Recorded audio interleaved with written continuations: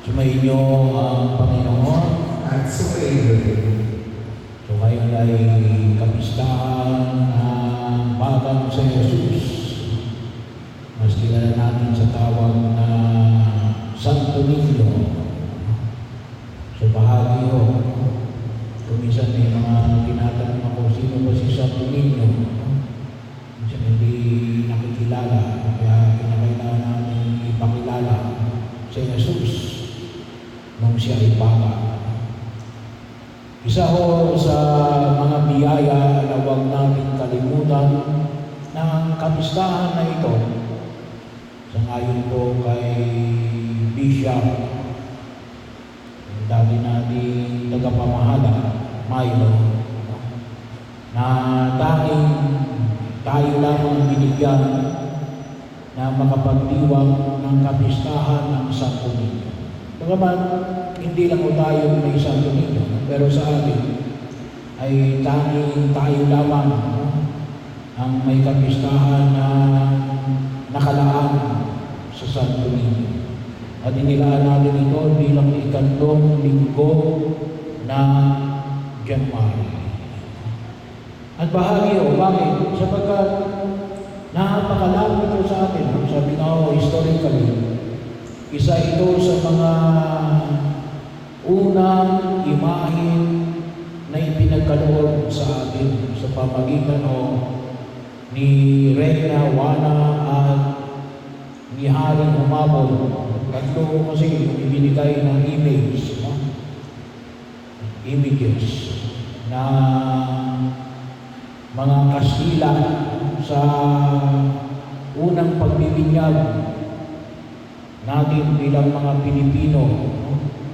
So isa rito ay yung imahin ng Santo Niño. Santo tawag natin ngayon Santo Niño de Cebu.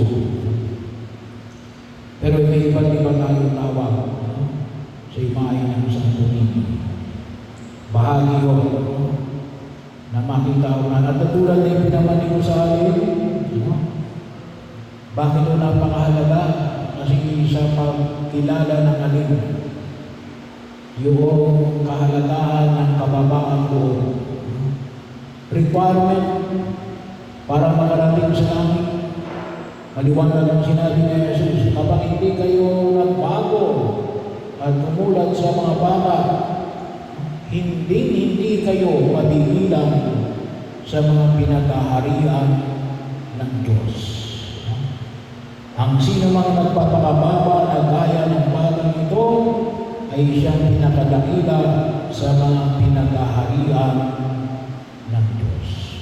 So bahagi ko yun, sabi nga natin, lalong-lalo na, sabi nga natin, yung ating pagkilala ng alin, yung naghahanap ng katotohanan at naghahanap ng kaligtasan, kinakailangan alin, mayroong kababaan ng loob. Gusto natin makamit ang katotohanan, bahagi yun, hindi pwedeng wala tayong kababaan ng loob. Pero huwag kayong magtaka kung bakit kumisan. May mga tao nakita na nila yung katotohanan sa gitna nila. Hindi nila matanggap. Bakit? Walang kababaan ng loob. Napakahalaga ho sa pag-aanap ng katotohanan at ang pagkilala sa walang iba kundi sa tunay na Diyos ay alin ang kababaan ng kalooban. Kaya hindi lang dito nakasalalay yung tinatawag natin pangunguna ng grasya ng Diyos, lalo-lalo na sa luma. Kung minsan hindi tayo naintindihan ng mga ibang sekta, bakit kayo nagbibigyan ng bata?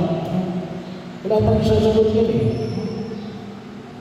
naroon, kasi sinabi ni Jesus, hindi kayo paghaharian ng Diyos kung hindi kayo magbago tulad ng isang bata. The reference point area, pagiging isang bata. Bakit hindi mo isasama yung pagbibinyagan yung bata? kinakailangan ngayong pagtanggap ng pag-aari ng Diyos ay katulad ng isang bata. Tapos hindi mo isasama yung mga bata. Simple ko sabi niya, ay, wala pang may isasagot yan. Ay hindi, ganon. Ganon yung kagandaang loob ng Diyos at ganon yung alin. Yung pagkilala sa pagtitiwala ng buong may kapal na itong bata na ito na walang kamuang-muang ay inilalaan natin saan? Sa kalooban ng Diyos. Ganon ang pagtanggap ng kalooban ng Diyos. Katulad ng pagtanggap ng alin ng isang bata.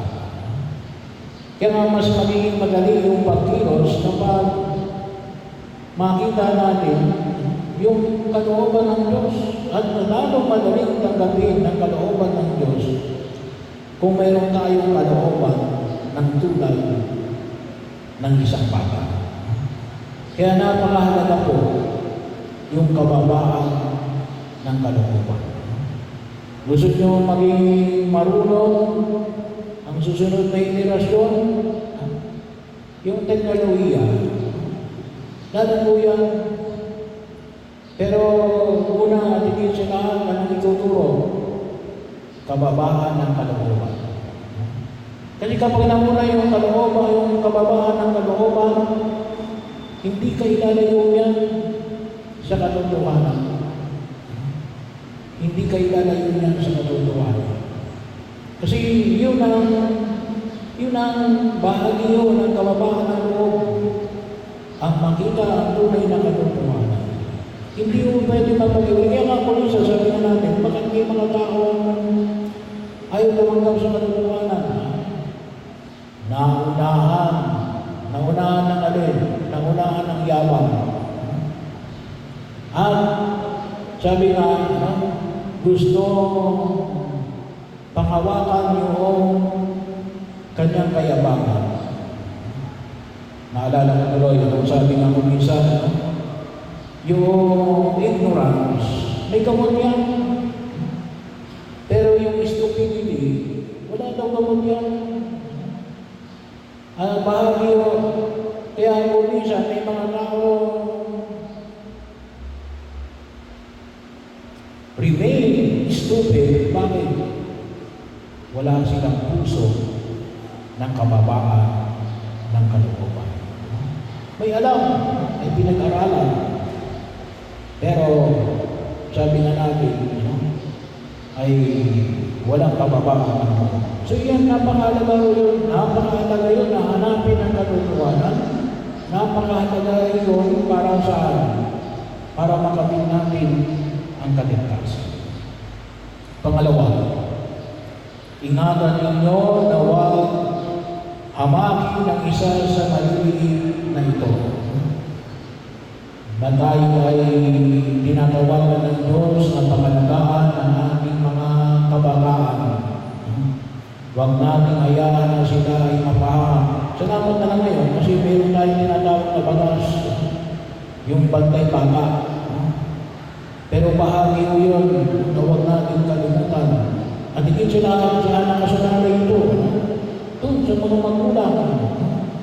Sa mga magulang. Bahagi yun. Pero of course, hindi lang doon sa mga magulang. Pero yung pangunahing pag-iwas sa nasa mga magulang. Pagkakataon. Pero lahat tayo nila, kinakailangan natin pangalagaan ang ating mga kabataan. Kasi bakit? Sila yung walang lakas, walang kapangyarihan, at maaaring walang boses. Kaya paglabanan natin ang lahat ng uri ng pang-aabuso. At bahagi yun na kung saan ay makita ko natin.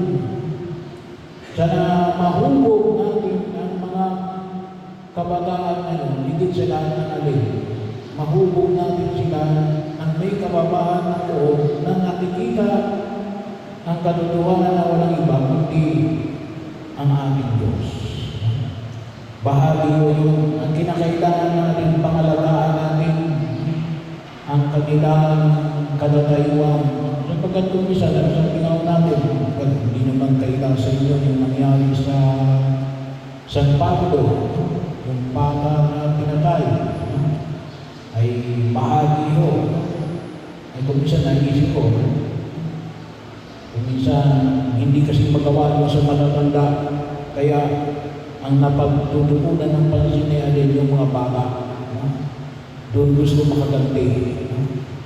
Kaya pero yun, kinakailangan natin pahalagahan at ingatan ang mga bata at ang mga kabataan. Hubugin natin sila. Higit sa lahat, na puno ng kababaan ng kalooban.